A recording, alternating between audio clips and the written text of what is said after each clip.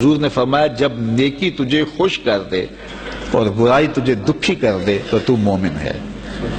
یعنی جب گناہ کرنے سے تجھے اذیت ہو، گناہ ہو جاتے ہیں بندے سے، یہ بات چونکہ باہمی جذبات ہیں، سبھی جذبات ہیں اور جنسی خواہشات ہیں، آرزوؤں کا ایک جل ترنگ ہے جو اندر بج رہا ہے، لیکن اس کے باوجود جب کبھی گناہ ہو جائے تو فوراً توبہ. یہ مومن کی زندگی ہے کہ پہاڑ نیچے آ گیا ہے، ابھی توبہ نہ کی تو کہیں کچھ ہو نہ جائے، فوری معافی مانگ لے. اللہ اس کو بھی بڑا پسند کرتا ہے. اگر کوتاہی ہو گئی تو پھر اڑا نہ رہے، ضد نہ کرے، فوراً اس کا بدن کپ کپا اٹھے، آنکھیں آنسو برسائیں اور کہیں مالک مجھ سے گناہ ہو گیا.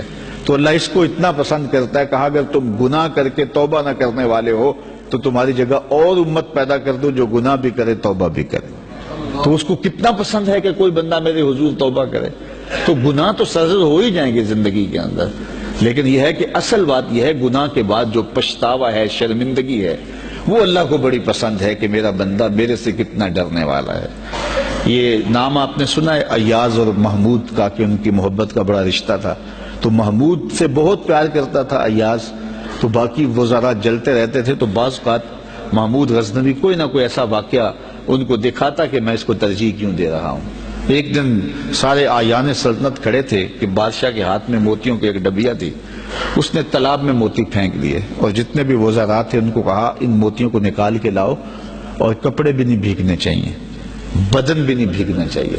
تو سب نے کہا یہ کیسے ہو سکتا ہے، ایک ایک کو حکم دیا. سب نے کہا کہ حضرت کپڑے تو بھیگیں گے، بدن تو بھیگے گا.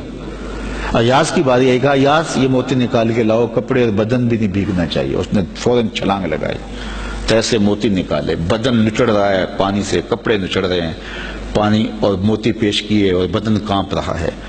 بادشاہ غصے میں کہا کہ میں نے کہا تھا کہ بدن بھی نہیں بھیگنا چاہیے اور کپڑے بھی نہیں بھیگنے چاہیے اور موتی بھی نکال کے لاؤ، اور تم نے یہ سارے کپڑے اور سارے بدن پر پانی ہی پانی. اور وزیر ہنس رہے ہیں کہ یہ کتنا بے وقوف ہے. تو ایاز نے کہا بادشاہ سلامت آپ کے دو حکم تھے، ایک حکم تھا موتی نکال کے لانے ہیں، دوسرا حکم یہ ہے کہ کپڑے اور بدن نہیں بھیگنا چاہیے. ایک میں نے پورا کر دیا، دوسرے کی معافی چاہتا ہوں. اس نے کہا یہ ہے اس کی وجہ ترجیح. اس دنیا میں رہتے ہوئے جب خواہشات ساتھ لگی ہیں، آرزویں ساتھ لگی ہیں تو کبھی گناہ تو ہوگا. اللہ کو یہ پسند ہے عبادت کے موتی نکال کے، ذکر کے موتی نکال کے، فکر کے موتی نکال کے، تقوی کے موتی نکال کے، خیرات کے موتی نکال کے، ہمدردی مساوات کے موتی نکال کے، مخلوق خدا سے پیار کے موتی نکال کر کے، سجدوں کے موتی نکال کر کے ہتھیلی پہ رکھ کے کہے مالک، کہے تو نے یہ جرم بھی کیا ہے تو کہے مالک اس کی معافی چاہتا ہوں. تو اللہ کو یہ پسند ہے. تو آئیے میں اور آپ جہاں کھڑے ہیں ہم اپنی منزل کا تعین خیر کی جانب کریں. اللہ اپنی پناہ میں رکھیں. وآخر